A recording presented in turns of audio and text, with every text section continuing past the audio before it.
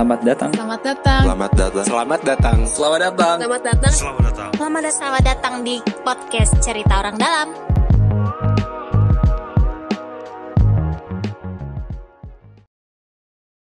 Ya, kembali lagi kita bersama podcast Cerita Orang Dalam. Wah.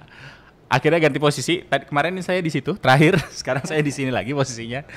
Pembicaranya beda lagi. Nah, ini beliau kalau lihat di YouTube nih sangat cerah sekali ya.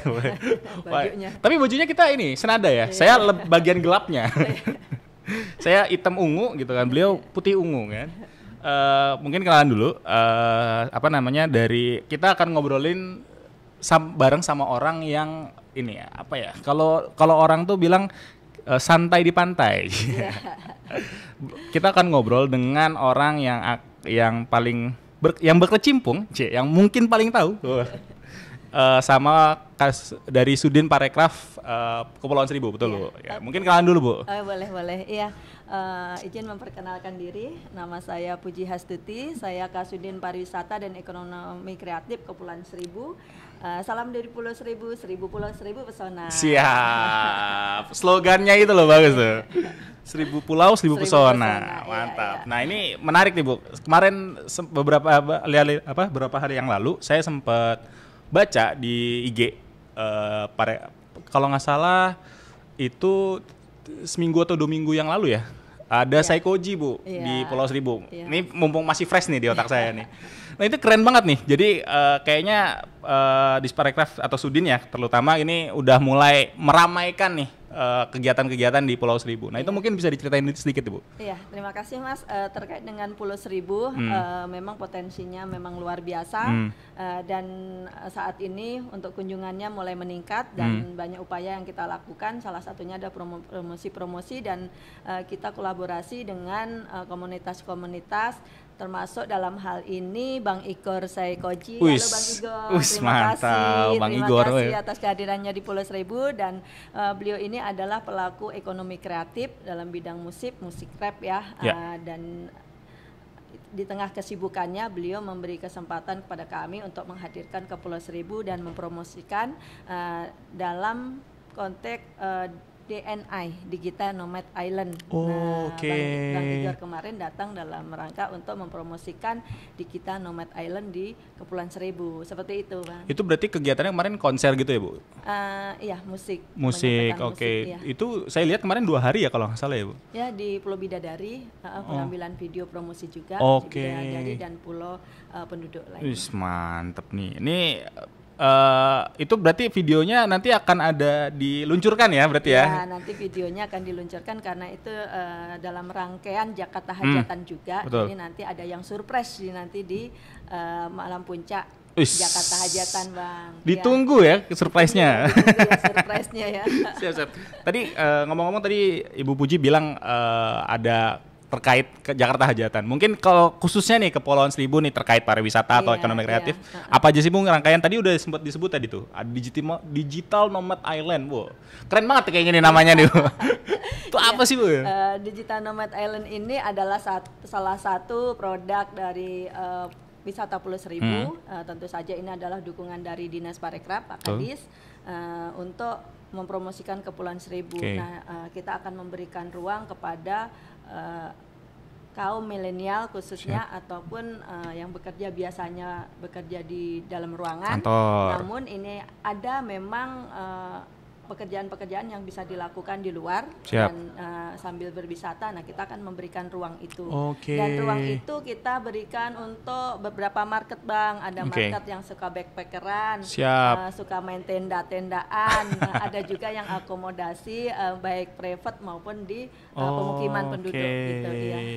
Berarti itu simpelnya adalah kalau kita ini kan sekarang udah ada triknya nih, work from anywhere gitu kan, kerja dari mana aja gitu kan. Nah, berarti tapi itu ada tadi ya kekhususannya ada yang bisa backpackeran, ada yang tenda, ada yang mau mahal juga ada gitu. Itu semua market kita akomodir nih. Nah, DNA ini memang kita bawa ke Pulau Seribu. Sebenarnya di darat juga bisa digital nomadnya, Bang. Digital nomad from ini taman gitu loh ya. Tempat ekopark Ya, misalkan. ekopark. Sebenarnya selama itu disupport oleh pertama transportasi, Betul. aksesibilitas, terus jaringan, Betul. terus akomodasi, terus listrik, Wah. terus tentu saja kita kalau kerja lapar kan nggak enak-enak. Nah itu ditambah. Kalau pulaunya kosong kan konsumsi ya. susah juga gitu kan. Nah itu support-support seperti itu memang Betul. kita sudah siapkan untuk mempromosikan Kepulauan Seribu, dan lokasinya tidak hanya di pulau private seperti Bidadari, tapi kita juga ke pulau penduduk karena Oke. pada prinsipnya promosi Kepulauan Seribu ini untuk meningkatkan kunjungan, dan kunjungan itu akan berdampak positif kepada perekonomian masyarakat seperti itu, Bang. Iya. Nah tadi tuh udah disebutin tuh banyak tuh dari jaringan, akomodasi, transportasi dan segala macam. Nah dari Kepulauan Seribu sendiri ini, dari menurut Bu Puji udah apa aja nih yang udah langkah yang disiapkan nih? Tadi kan aduh kalau lagi digital nomad tiba-tiba sinyalnya susah nih gitu segala macam. Nah itu gimana nih? Iya, kalau dalam bekerja atau melaksanakan tugas di Provinsi DKI Jakarta, semua OPD ya Bang, OPD itu kan berkolaborasi. Betul. Kalau jaringan ya kita koordinasi dengan Dinas Kominfo Oke. untuk memperkuat jaringan.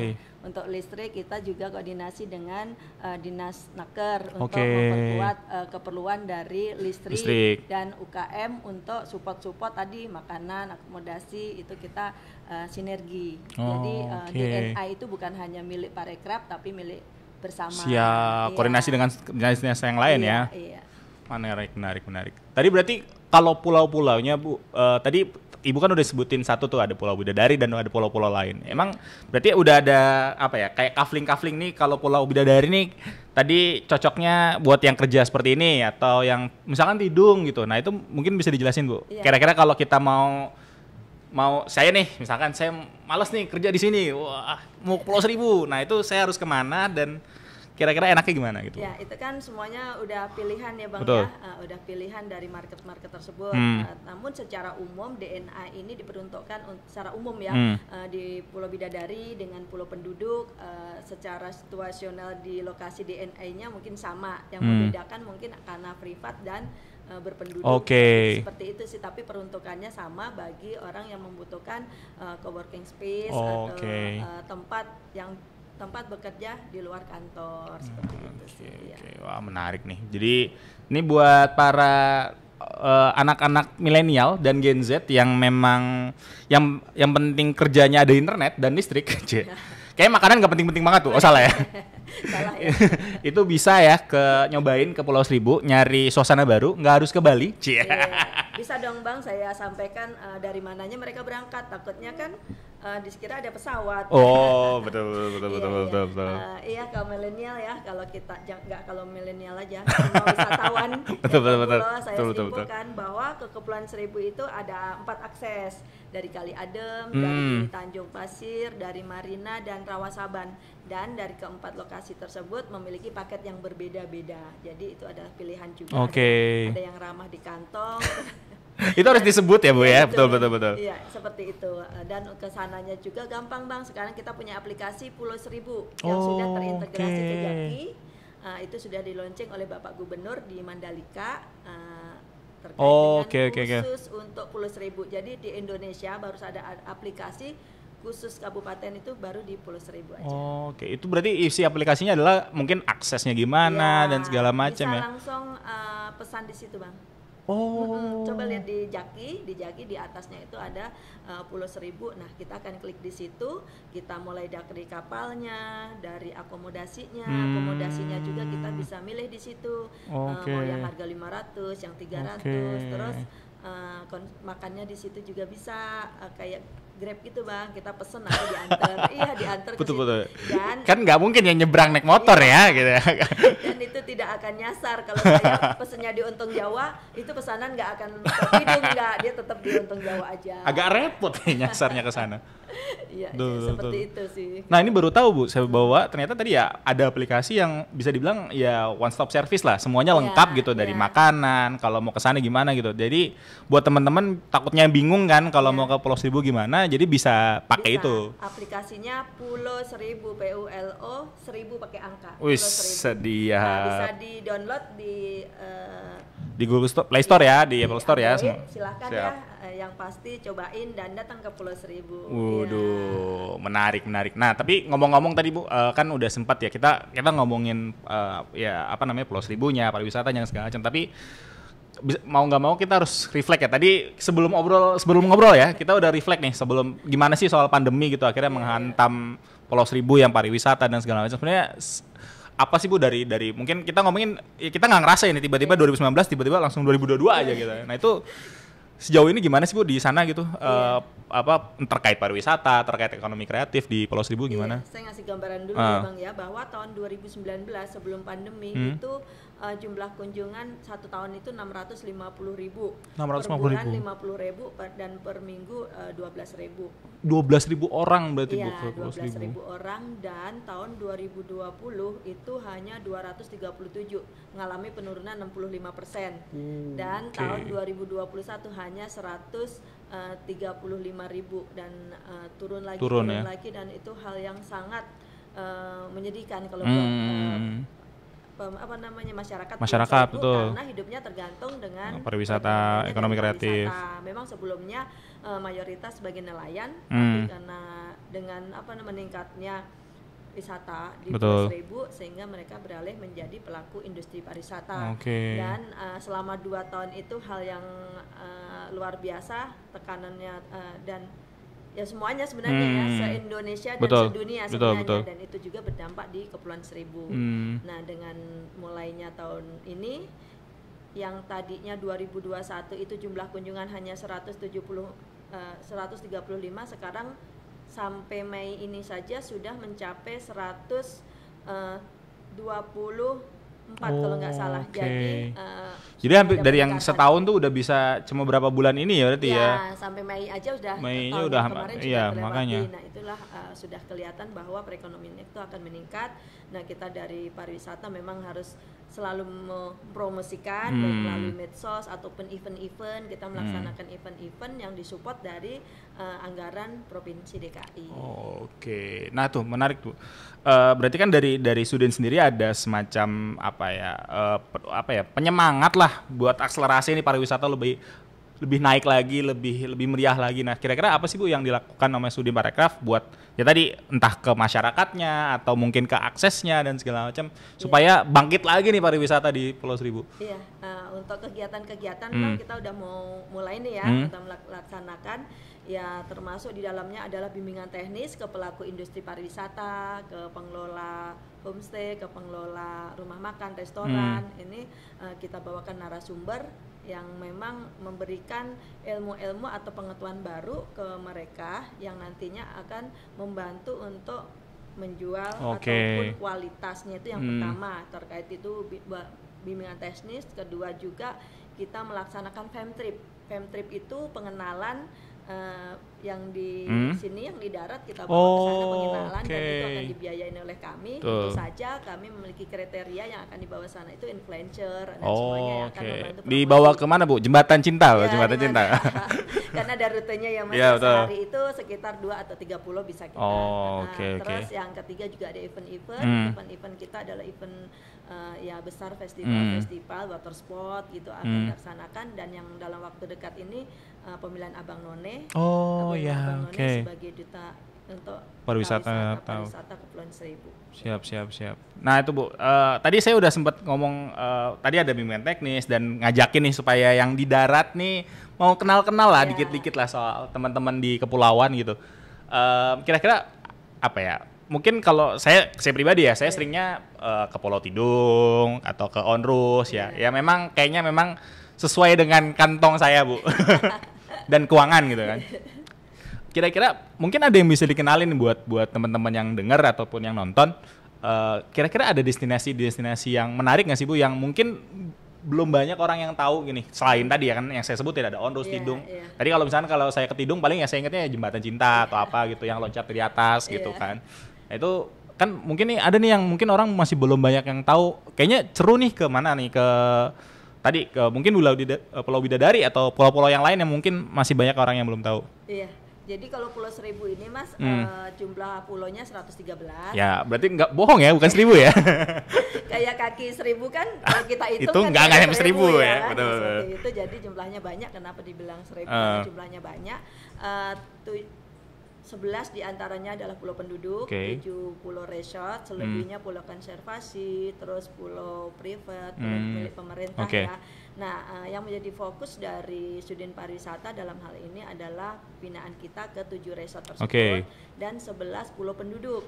Jadi kalau abang nanya paling cakep itu pulau mana, semuanya cakep, jadi harus didatengin. Kalau baru sekali berarti kurang 112. Wadaw. Gitu ya. Nah, pulau penduduk yang 11 ini memang kita kedepannya akan kita kembangkan semua menjadi destinasi wisata, dalam arti memang ada destinasi yang menarik dan memang dari 11 itu kenapa kita harus datengin semua, karena memiliki keunikan masing-masing. Kayak paling jauh tuh Pulau Sabira. Oh ya, yang Pagup 2 kali ya ke sana ya.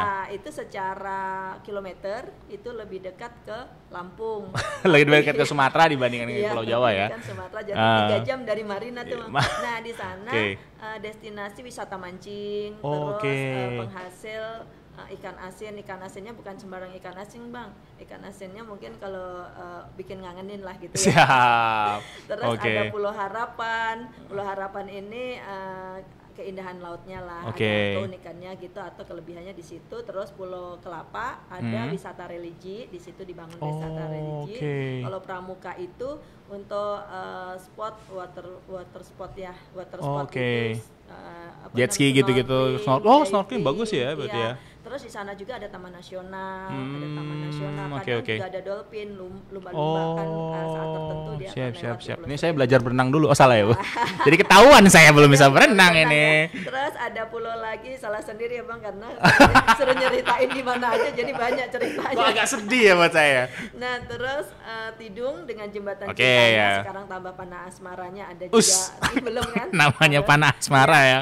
Boleh. Di Untung Jawa itu ada camping ground. Terus ada Kampung Jepang, Pantai Sakura, ada pohon sakuranya seperti itu. Jadi semuanya memang memiliki keunikan masing-masing. Jadi harus didatengin. Terus Pulau Resort juga banyak pilihannya dari mulai Bidadari paling dekat dan Pulau Macan tadi. Semuanya punya keunikan masing-masing. Terus Pulau Sejarah ada 3. Onrus, Cipir. Ya. Nah tuh tadi saya sempat mau balik lagi dikit nih Bu ke 4. Tadi ada 4 akses ya kalau nggak salah ya Bu. Iya 4 akses. Mungkin bisa diceritain Bu kalau yang dari yang paling murah sama yang paling mahal gitu naik apa aja tuh Bu? Kalau kita misalkan mau baru pertama kali nih mau ke Pulau Seribu. Iya kalau baru pertama kali bagusnya sih lewat Marina ya Bang. Aksesnya dekat. Siap. Tapi memang secara transportasi itu mahal.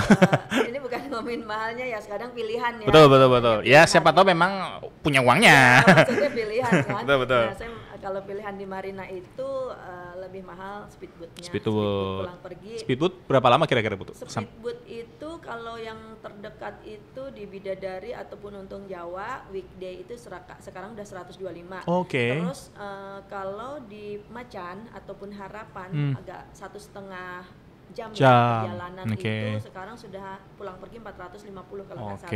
Nah tapi itu tadi memang memiliki lebih kurang ya. Kalau ada murah, pasarnya sendiri lah. Dekat murah, kalau jauh tapi bagus gitu kan. Betul. Ya, terus untuk Sabira paling jauh tapi tetap secara pelayanan masyarakat meskipun itu pulau pemukiman paling jauh tapi tetap sama dengan yang di mainland sini. Mainland kepulauan ini pelayanan sama pemerintahan semuanya dapat Terus Marina ya, terus Kali Adem. Kali Adem itu juga masih di DKI Jakarta di Muara Angke, itu juga pelabuhannya udah cakep Bang sekarang. Ya, nunggu diresmiin Pak Gubernur. Siap. Ini ya Pak Gubernur. Siapa tahu mendengarkan? Kita nggak tahu juga.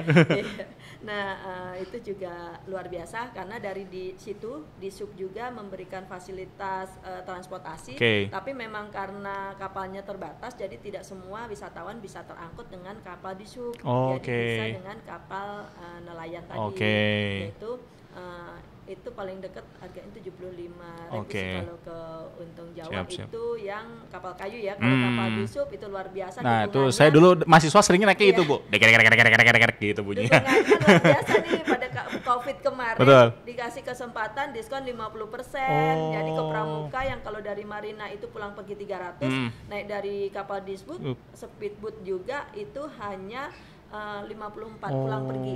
Nah itu murah ya, cuman itu terbatas. Nah, terus selanjutnya dari Tanjung Pasir ke Pulau Untung Jawa itu pulang pergi hanya 50.000 dan itu merupakan pilihan dari grup-grup.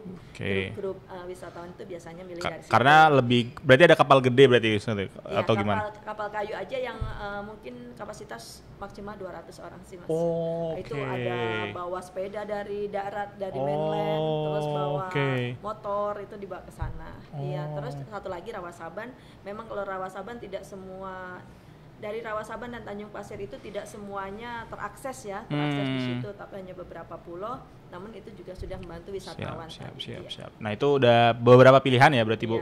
Jadi siapa tahu kalau misalkan ada urutannya nih, berarti bisa akses dulu di aplikasi atau mungkin kenalan agen-agen travel atau apa ya gitu kan. Tetap lewat aplikasi Pulau Seribu sudah bisa. Siap tuh, promosi aplikasi nih. Di aplikasi berarti bisa milih tuh Bu, naik dari mana terus bisa, ke pulau mana. Siap. Bahkan bisa mesen makan juga di situ Bu. Mantap nih Bu. Nih siapa tahu ya podcast COD ya, mohon ya nih yang pernah ini yang lagi produser ya, tolong ya. Kita ada pilihan loh ini sebelum kelar salah ya. Malah curhat ya di sini ya. Oke. Nah, tadi menarik nih Bu bahwa kondisinya ada aplikasi yang akan sangat membantu buat orang-orang. Kebetulan Bu, jadi beberapa hari yang lalu, sekitar 2 minggu yang lalu ada teman yang nanya gitu, sebenarnya ke Pulau Seribu tuh gimana gitu kan. Dan saya baru tahu ternyata ini ada aplikasi yang sangat membantu untuk ini. Jadi kedepannya mungkin akan bisa lebih mantap lagi nih untuk promosi-promosi. Share nih kalau emang baru pertama atau belum pernah tahu cara ke Pulau Seribu gimana bisa gitu. Aplikasi Pulau Seribu. Siap. Oke. Ini paling terakhir nih Bu. Sudah dapat info banyak nih tadi soal Pulau Seribu dan aplikasi dan segala macam gitu, bahwa apa ya, bisa dibilang Ibu sebagai Kasudin kan pasti pengen punya mimpi besarnya gitu atau harapan lah soal tadi pariwisata dan ekonomi kreatif dari Pulau Seribu. Kira-kira dari Ibu sendiri gimana? Apa harapannya? Iya, kita berharap saya bisa mengucapkan welcome investor ya. Selama ini kan memang adanya investor ke sana itu ada beberapa kepentingan dari banyak kepentingan terkait dengan konservasi, perlindungan taman nasional itu yang mungkin akan sedikit menghambat perkembangan dari Pulau Seribu. Tapi kedepannya saya berterima kasih kepada Bapak Presiden yang sudah menyetujui Pulau Seribu sebagai PSN, proyek strategis nasional, sehingga itu memberi kemudahan-kemudahan investor dalam perizinan, khususnya pembangunan negeri 1000 pulau oleh PT Seribu Pesona Indonesia. Tadi yang saya ceritakan akan menjadi kota kecil, di situ destinasi baru dengan tentu saja merekrut tenaga kerja di penduduk Pulau Seribu itu kalau nggak salah 2.000 penduduk akan dijadikan itu ya. Itu lokasinya di mana Ibu kira-kira? Di Karangbongko, di Pramuka. Di sekitar situ ya, Pulau Pramuka ya. Terima kasih Pak Presiden ya. Ini ada satu secercah harapan untuk pariwisata lebih digenjot lagi gitu dari Pak Presiden, dan berarti ini akan kira-kira rencananya akan selesai kapan tuh Bu? Ya, sesuai dengan rapat-rapat kita ini diharapkan memang semester 1 pada tahun 2024 itu memang sudah mulai ada soft launchingnya jika perizinan memang berjalan sesuai dengan schedule atau timeline. Siap. Dukungannya semua. Siap. Amin. Doa terbaiklah buat teman-teman Pulau Seribu lah semuanya ya. Berarti semoga 2024 nih udah bisa launching dan bisa menggembirakan lagi buat warga gitu, membahagiakan buat seluruh warga Iya, Kepulauan Seribu. khususnya meningkatkan perekonomian masyarakat. Betul Seribu. sekali Iya. gitu. Kepulauan Seribu tuh Jakarta juga. Iya. 1000 pulau 1000 pesona. Siap, harus masuk tuh ya, Iya, 1000 iya, pulau iya. 1000 pesona. Ya, oke. Sip. Terima kasih banyak buat Bu Puji nih, sama-sama. menarik nih. Saya juga tadi banyak tahu gitu tadi soal naik apa Iya. gitu, terus aplikasi dan segala macam. Semoga teman-teman yang biasanya dari Jakarta kemana-mana, keluar Jakarta gitu, bisa nih ke Pulau Seribu Ke gitu. Pulau Seribu aja ya Bang ya. Siap. Hashtagnya di Kepulauan Seribu aja. Siap, Pulau Seribu aja gitu. Jadi apa namanya, bisa nggak harus keluar kota gitu kan, nggak harus naik mobil capek-capek ke Bandung ya. Hanya setengah jam loh. Betul kan? Atau ke puncak macet lagi kan? Ke Pulau Seribu nggak macet ya, laut Pasti soalnya. Pulau Seribu itu tetap Jakarta Bang. Betul. Mainland sama Kepulauan Kepulauan, Island. Iya, betul. island, iya. Siap. Terima kasih banyak Bu Oke, Puji. Terima kasih banyak. terima kasih Bye-bye. semuanya. Jangan lupa ke Pulau Seribu. Siap. 1000 pulau 1000 pesona. Siap.